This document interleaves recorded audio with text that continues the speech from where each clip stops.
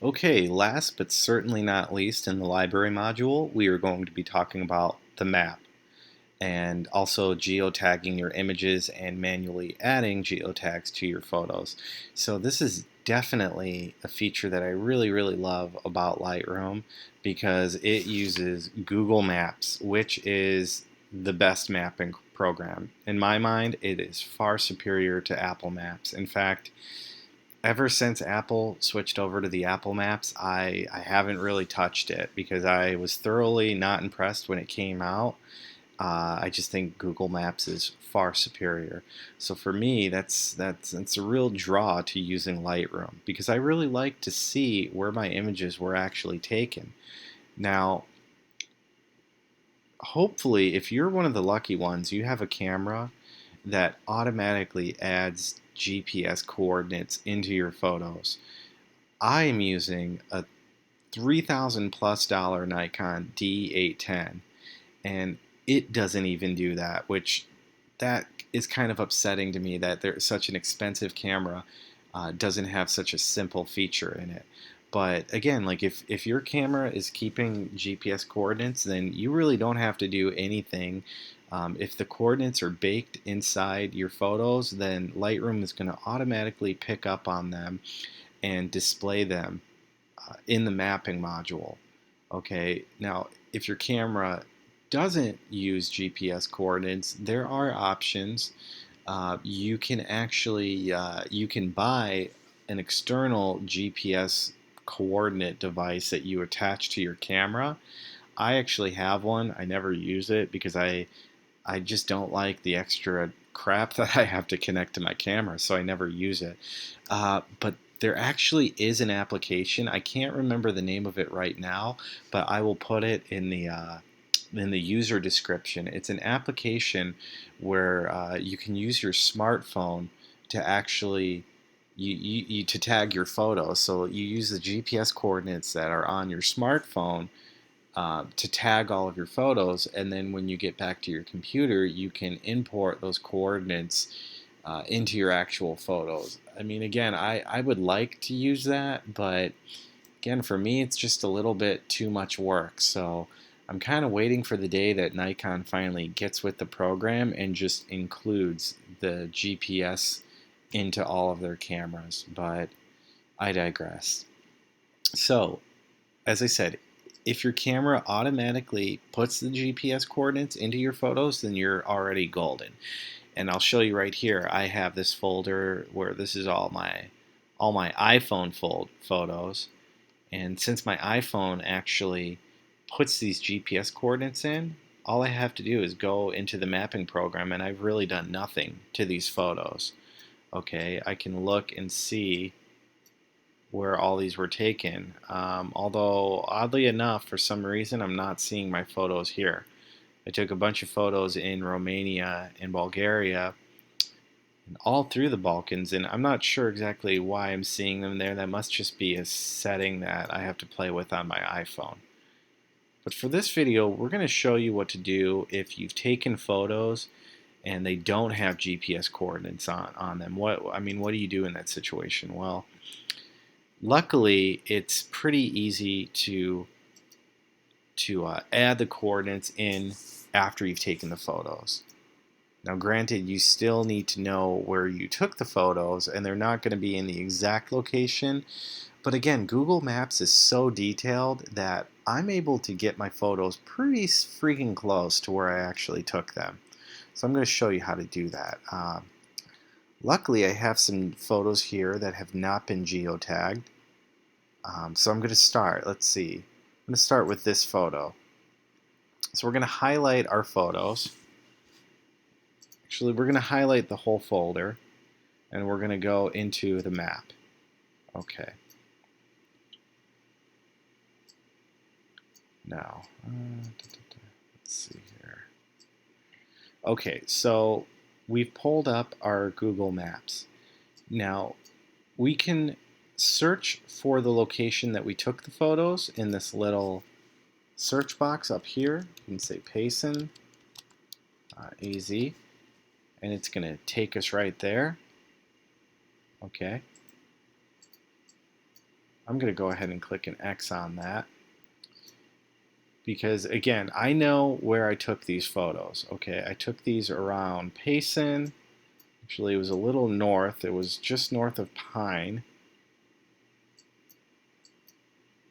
Let's see, yeah, you see, I took these photos back in August. It's now February, and I still remember exactly where I took these photos. I remember we drove up this road, and then we camped. We drove up this fire road, this fire control road, all the way up into the forest. And then I remembered we stayed at this bend right here. So I know that these photos were taken right here. Okay, so it's pretty simple. All we do is we go into our film strip, and then we can select the photo that we want to geotag, and all we have to do is drag it over to where we took it. Boom, and there it is. It's telling me that the photo was taken here. And if you look, you see this little icon here? That is the icon that tells us that our photo is actually geotagged. Okay, now we can do this with multiple photos by highlighting it, and we can drag them all over there. Or, since I know all these photos were taken in the same location, we can highlight the photos, and we can hover over this little tag, and we can right click, and we can say add GPS coordinates to the selected photos. And there we go, we have 5 photos there. Additionally, we can right click, and we can delete the GPS coordinates, and it'll say, do we want to delete this the coordinates from all the photos or just the active photo? We're just going to say delete all selected. There we go. Okay, so it's as simple as that.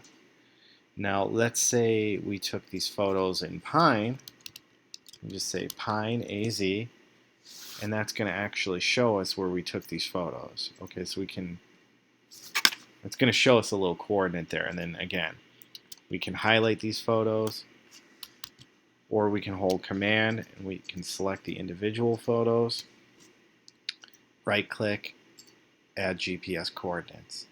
And just like that, it's going to show us where these photos were taken. Okay, for these photos, I know I took these up in Flagstaff. So let's see, I'm gonna highlight these. I'm gonna scroll up to Flagstaff. And then again, it's not too hard to remember where you took all these pictures. I know that I took these photos just north of town.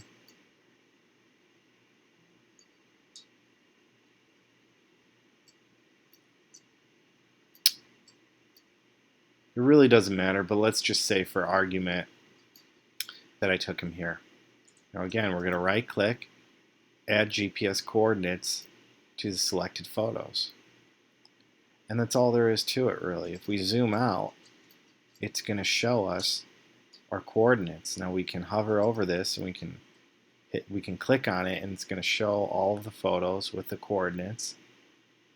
We can also slightly hover over this, and it brings up this little toolbar, and we can sift through the photos this way and look at all the photos that were taken in that area.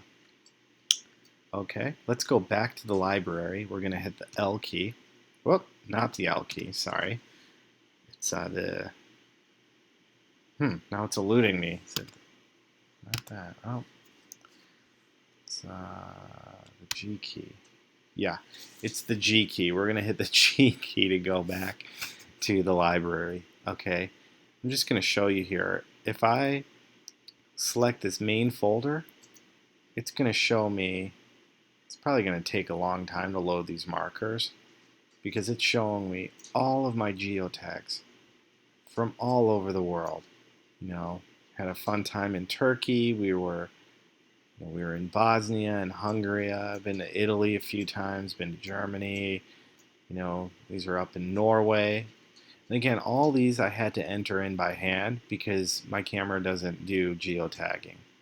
And I'm too, I wouldn't say I'm too lazy to use the geotagging systems that you can buy. I just really don't like having the extra clutter on my camera. Here we go in Iceland. We had a fun time there. As you see, I was all over the island. It's a really beautiful country. I recommend you go there. But if we go back to our library, we can select just the individual folders, and it's going to show us just those geotags. Okay, so there you go. These photos were taken outside of Bartlett Lake. I live right around here in the Glendale area, so this is a really pretty area, not that far from my house.